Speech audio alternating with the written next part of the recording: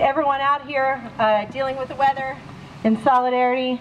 I really appreciate, I feel really sad that people have to stand in the rain to listen to me speak, so I'll try to make it worth your while. I'd like to start on a personal note.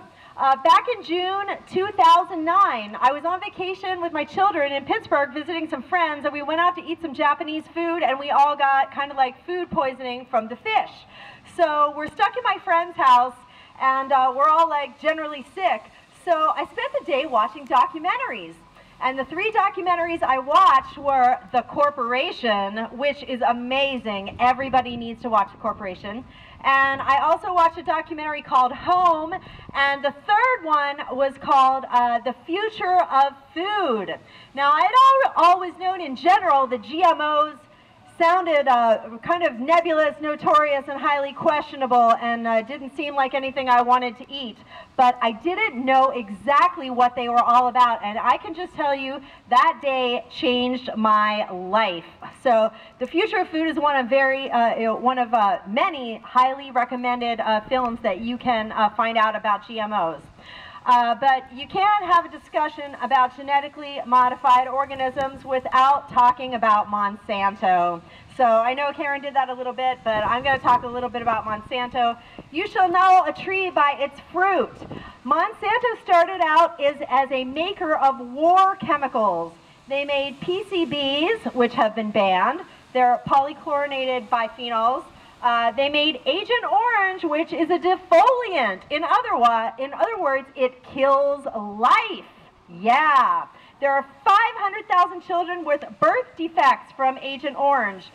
They made DDT, which has been banned and is a notorious endocrine disruptor. They made dioxin, which is a mutagen and a carcinogen. And they made aspartame, or aspartame, I'm not sure which way it's pronounced, but otherwise known as NutraSweet, those little blue packets that you see on every restaurant table. Consider them poison. Yes, after the introduction of aspartame, we got, it's a mutagen, and we had an explosion in brain tumors after that was introduced. It also mimics and increases symptoms of fibromyalgia, multiple sclerosis, and 10 other conditions, syndromes, and diseases. Monsanto, they make polystyrene, which does not biodegrade. It's a major component of all the crap floating around out in the Pacific garbage patch, which is the size of the United States. And the #1 thing that Monsanto makes that they are busy making a lot of money off of is glyphosate, which is better known as Roundup.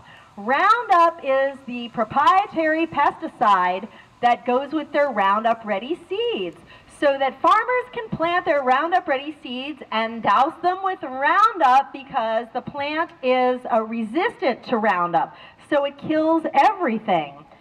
But this causes some problems. You know, you got that image in your mind of the farmer, like the nice farmers we have here today with, you know, dirt in their fingernails and their boots on and, you know, the handkerchief. Well, you know, farmers that use glyphosate and Roundup Ready GMO seeds, they wear hazmat suits and gas masks. So you can trade your image of the farmer to the one with the hazmat suit and the gas masks. Glyphosate creates super weeds and super pests. It also is a factor in the dying bees, which is a very, very sad thing. So now that we have millions of acres of farmland that are no longer farmable because the super weeds have taken over and make it impossible to plant anything there, Monsanto has a lovely solution to killing the super weeds. They want to bring back Agent Orange. So they want to sell lots and lots of Roundup, and then when the weeds are no longer being killed by the Roundup, now they want to sell us some Agent Orange to kill the super weeds. It sounds like something that's just going to get worse and worse. What's going to come after that? I'm afraid to ask. But there are millions of acres choked with super weeds that are now unfarmable. It's very sad. So we want to debunk their propaganda that GMO seeds produce higher crop yields. You will hear that over and over again. It's what is known as a talking point. It's something that's not true, but it's repeated over and over and over and over again until it's just assumed to be true. And you read a lot of articles, and the article will say something like this: despite concerns of environmentalists, advocates say that GMO seeds increase crop yields, but they don't have the journalistic integrity to actually examine that claim. They just repeat it over and over again, so it's seared into our consciousness. It's actually been proven that soybeans of Monsanto seeds have a 7% lower yield than even conventional crops. All right, so we know that Roundup is a terrible endocrine disruptor. I can tell you about another pesticide that they use besides Roundup. They use something called BT, which is actually a naturally occurring pesticide in soil, but they take it and magnify it about 1,500 times until it's not very natural anymore. So it's very unfortunate that BT corn has actually contaminated a lot of the corn in Mexico, which is not any old place. Corn is like, there are so many different biodiverse, like thousands of types of corn in Mexico. So it's very, very criminal that this is being contaminated by Monsanto's BT corn, because Mexico's been trying to resist contamination, but it is turning up, unfortunately. There's also BT cotton. BT cotton has been found to be killing India's sheep, and BT corn, when fed to pigs, it makes them sterile and ill and makes them die. There was a good video featuring a farmer who that's exactly what happened to his pigs, and he realized that it was the BT corn, and when he took them off that diet, then they were, you know, then he had pigs that survived, but otherwise his pigs couldn't reproduce, they were sick, they were ill, their organs were failing, and they were dying.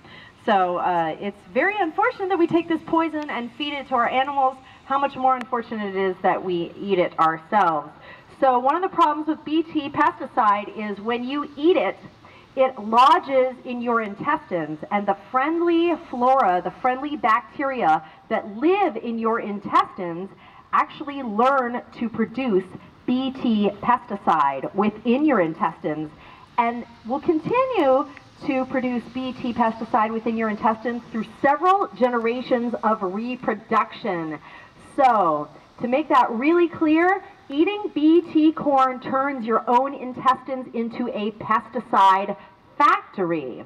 Because a lot of people, they just don't understand, you know, GMOs are in our food supply. Okay, but like, hey, I'm alive, right? You know, I eat whatever I want, I go where I want, I eat at restaurants, I buy my food, I'm not worried about labels. I'm alive, right? But you don't really understand the long-term effects, or maybe some people are sick and they just don't connect it to GMOs since there were never any human health studies done, actually. But people just assume that these things were done. The genius that was Dan Quayle introduced to us a doctrine known as substantial equivalence, which basically says, remember the first genetically modified food was the flavor saver tomato.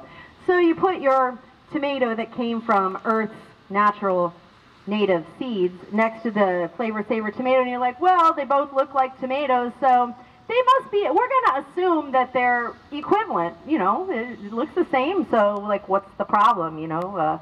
Shooting genes with a gun into the genome, what problem could we possibly have there? So that's how they got away with not having any studies. Actually, the wonderful Vandana Shiva, who is a well-known worldwide food and eco-justice activist. One of her more famous books is called Soil Not Oil. I highly recommend it. She was also featured in The Future of Food, the documentary that I watched that sent me on my journey here, and many other wonderful films, also Dirt, The Ecstatic Skin of the Earth.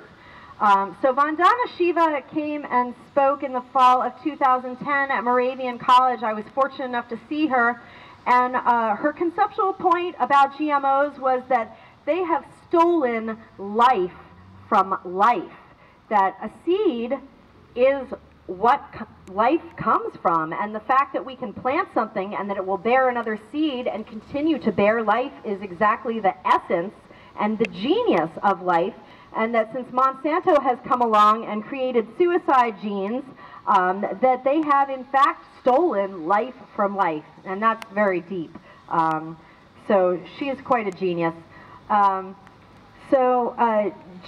Genetically engineered foods and genetically engineered modified organisms have the potential to migrate and contaminate other seeds so that GM seeds can steal the life from the regular seeds. Very, very unfortunate. Call me a conspiracy theorist, Daria, but I think the true agenda of genetically modified seeds is actually to steal life from life until everything's contaminated, including organics. So, you know, there's a seed bank up in Greenland, and the people that, of real seeds, not Monsanto GM seeds or anybody else's genetically modified seeds, but the investors in that seed bank are in fact, among them, in fact, are Monsanto, and a man that some people know, his name is Bill Gates. Bill Gates is also heavily invested in Monsanto and in vaccines. Funny thing that they want to push GMOs on the entire world while they're investing in the seed bank in Greenland. Well, you can mull that over for yourself. Does anybody know about the farmers in India? The farmers in India were sold a bill of goods. They were told that if you grow Monsanto BT cotton, that you will have higher yields and they'll be resistant to drought and you're going to make more money. So the poor Indian farmers, they go to the banksters, the banks I mean, and they borrow the money to buy Monsanto seeds and to buy Monsanto's glyphosate, and at the end of the season, funny, they can't just plant their own seeds. They have to go back to Monsanto and buy more seeds and more glyphosate. So when their crops were decimated by drought, or they didn't get the yields that they wanted, or their crops failed, the fact is that over 16 years, that 250,000 Indian farmers have committed suicide, which is 46 a day, or one every 30 minutes. And honestly, a lot of them do it by drinking glyphosate, by drinking Roundup in protest of what has killed them, you know, metaphorically killed their crops, killed their livelihood, and killed their families. They kill themselves by drinking glyphosate. So Monsanto is a global criminal syndicate. BT cotton is more expensive, it requires more water, and it does require the purchase of Monsanto pesticide. So it failed to produce these much lauded crop yields. Monsanto's corporate motto, you gotta get this, is food, health, hope. This from a former war chemical company. That just kills me. You really have to tell people that because it's unbelievable. Okay, so the CEO of Monsanto, Hugh Grant, he admitted in an article that he eats organic, by the way, just so everybody knows. And there's a sign up in the Monsanto corporate cafeterias that say, for the health and safety of our employees, no GMOs are served here. So everybody just needs to be aware of that. Now there are babies being born that have Roundup in their blood, and as recent as 2011, for the first time, BT toxin was found in human blood. That is how pervasive this is in our ecosystems, unfortunately. There was recently a mother from Argentina who stood up to Monsanto. Her baby girl died at 3 days old, and she realized that everyone in her town had cancer and was dropping dead. And it's because they're surrounded on 4 sides by Monsanto glyphosate Roundup ready crops. And so this one woman went door to door and started taking a public health inventory in her town, and single-handedly took on Monsanto and proved that it's their excessive exposure to Roundup that it has their cancer rate. Like 40% of people in their town are absolutely ill with something related to Roundup exposure. So she won what is called a Goldman Environmental Prize, which is basically a green Nobel Prize. Let me tell you about Hawaii. Hawaii had a very lucrative organic papaya export market, and they started growing genetically modified papayas in Hawaii. And after a while, it was proven, very, very unfortunately, that up to 50% of organic Hawaiian papaya is now contaminated with GMO papaya seeds. So say goodbye to their lucrative organic export market. Very, very sad. Can you imagine how many organic papaya farmers had to go out of business? You know, this is killing people's livelihoods. Very, very sad. Also, about a year ago, a scientist named Dr. Huber, H-U-B-E-R, wrote a letter of concern to the FDA and said, look, I can't prove it yet, but the initial findings are alarming enough that I want to give you a heads up that I have uncovered a heretofore unknown and unrecognizable soil pathogen. And he believes that it has been created or engendered from the over-application of glyphosate or Monsanto's Roundup. So we always have unintended consequences from this indiscriminate pesticide application. And now there was a huge battle in courts over and over. I heard you mention GMO alfalfa, Karen. You know, alfalfa doesn't even have a pest problem. There is no possible reason or rationale to make a GMO alfalfa except to sell more Roundup and sell more seeds. And also, you know, I tend to believe that because alfalfa gets fed to all of our agricultural animals, you know, that we get milk from and that we eat, I think that they really just want to infest the entire food chain at the lowest levels, you know, with GMOs so that you just can't get away from it. That's what I believe, but like I said, call me a conspiracy theorist. Yeah, there were no pest problems with alfalfa, but it gets fed to most animals, including milk cows, and alfalfa, they found that it definitely has a very huge likelihood and potential of also contaminating organic alfalfa. You know, so if we can't feed organic alfalfa to our organic milk cows and our organic grass-fed, free-range, you know, humanely raised, you know, local clean meat that we want to consume, you know, we're not going to have that anymore.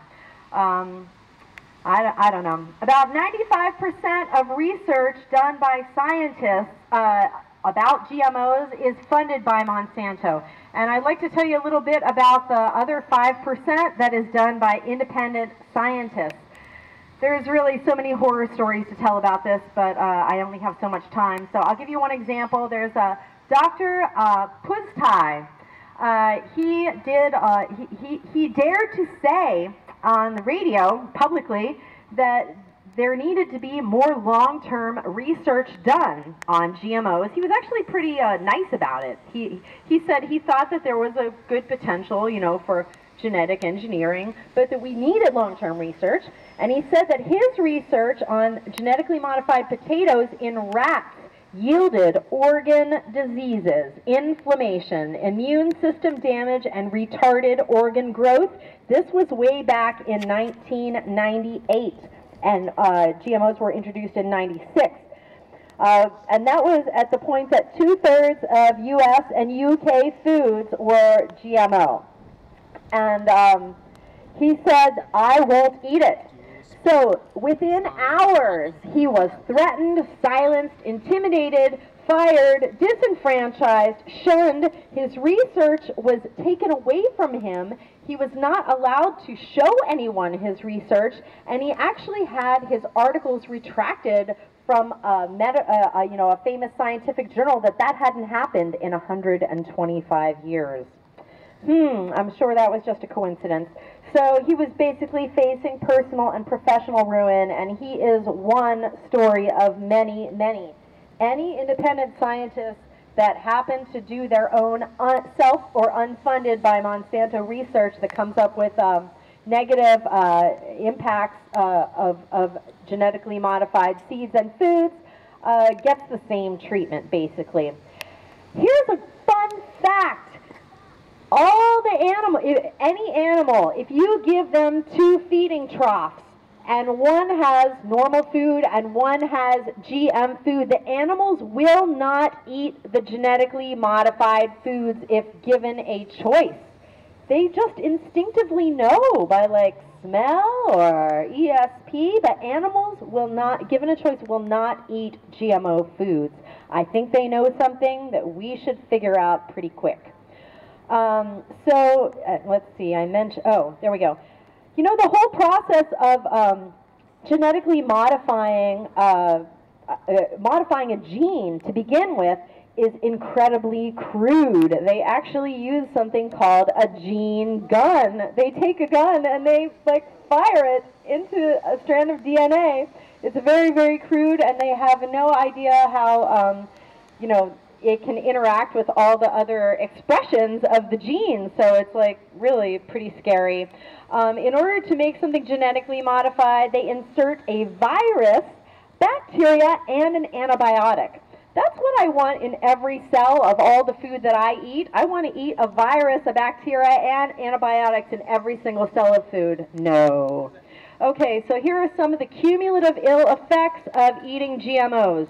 Precancerous cell growth, damaged immune systems, smaller brains, smaller testicles, smaller livers, and liver atrophy, not to mention higher death rates, and the explosion of allergies after the introduction of GMOs into the food supply. The American Academy of Environmental Medicine has advised GMO-free diets, especially for people this day and age in the overexposure to electromagnetic fields, toxins, pesticides in your water, air, and land, and food. You know, a lot of people have like serious, like major super environmental sensitivities, but the American Academy of Environmental Medicine recommends GMO-free diets for everybody. So what about other countries? Did you know, you know what? I find this really, really insulting as an American, and maybe you didn't know this because I only learned it semi-recently. Big corporations, like let's use Kraft for example, they actually formulate their products for the European market, which is more sophisticated and not so owned by corporations that they don't have labeling laws, because actually they have labeling laws, mostly in Europe. Even China and Russia have GMO labeling laws. So, as a consumer, Kraft is saying, you Americans are so dumb and so ignorant. We know that you don't care about what you're eating because nobody bothers to label and you don't really care to find out. So we're going to put GMOs in the foods that we sell to Americans, but they don't use GMOs in the foods that they formulate for the European market. I don't know about you guys, but I find that incredibly insulting that they think I'm that dumb. So I am on a crusade to make sure that everybody knows about this so that they don't have to be taken as fools by these corporations, because it only takes 5% of the population to hold an unshakable belief that GMOs are bad and that you will do anything to know that what you are eating is not GMO. They've actually proven this scientifically. It only takes 5% of the population to hold an unshakable belief. And when Kraft says, oh my gosh, our corporate profits took a 5% dive because people don't want to eat GMOs anymore. That's the only pressure that we need to actually exert on the market. They will reformulate their products in a heartbeat if their profits only drop 5%. So we're coming really close to critical mass on this issue. You know, a lot of GMOs, they're banned in Egypt, in Northern Ireland. Peru just banned GMOs for 10 years. What do they know that we don't?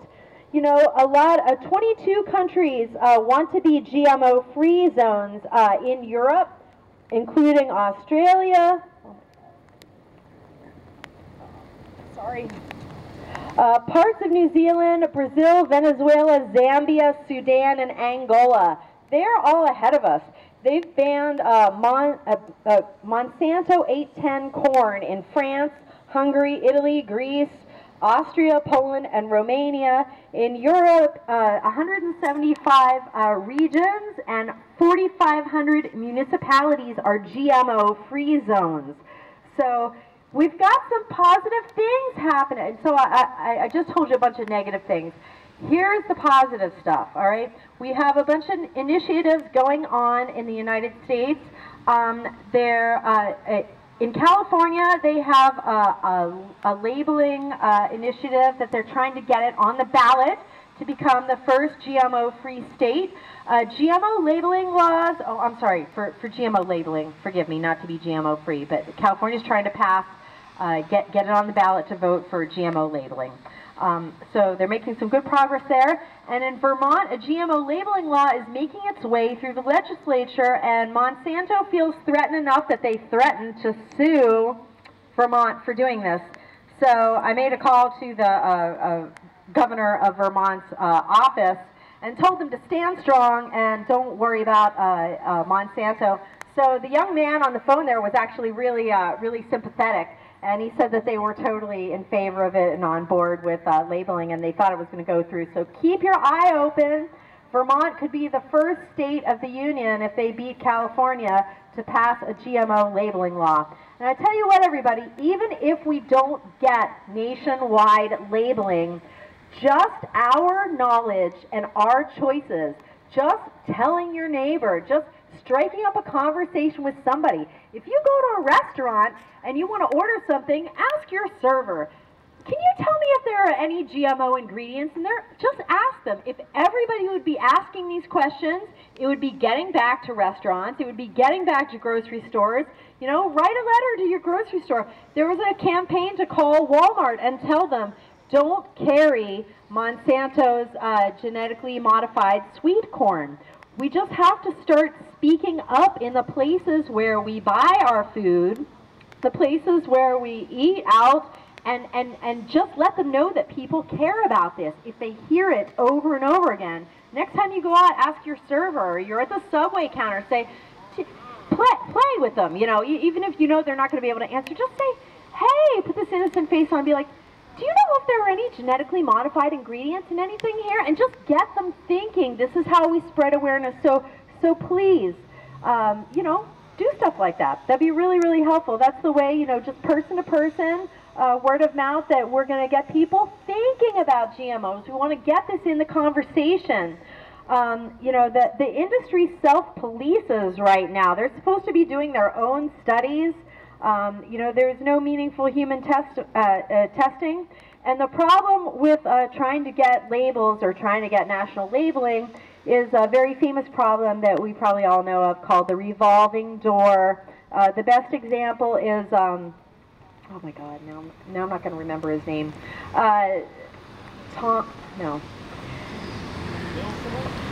No, not Vilsack, it's another one. Oh my God, I didn't write it down because I know this cold, but now I'm forgetting it. In the FDA, one of the deputy commissioners is a former vice president. Michael Taylor, there we go, Michael Taylor. Used to be a vice president of Monsanto, and now he's one of the head honchos at the FDA. It's just crazy. So here's the breakdown, people.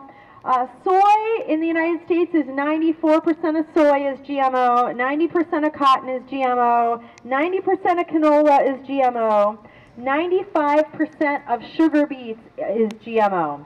So when you're, I can tell you now, if you're buying anything that comes in a box or a package, there are going to be one of three ingredients on it. There's going to be soy, canola, or corn, and that includes HFC, which is high fructose corn syrup.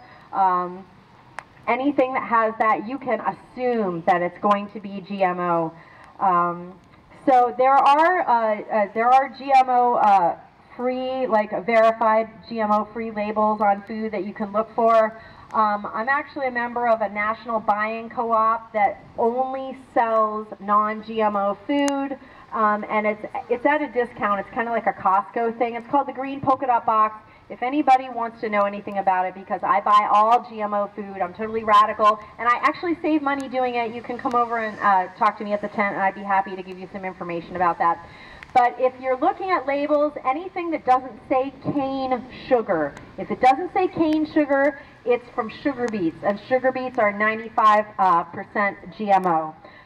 So anything that has corn, soy, or canola is GMO. So if it comes in a package or a box, you can be pretty sure GMOs have infiltrated 90% of our food supply.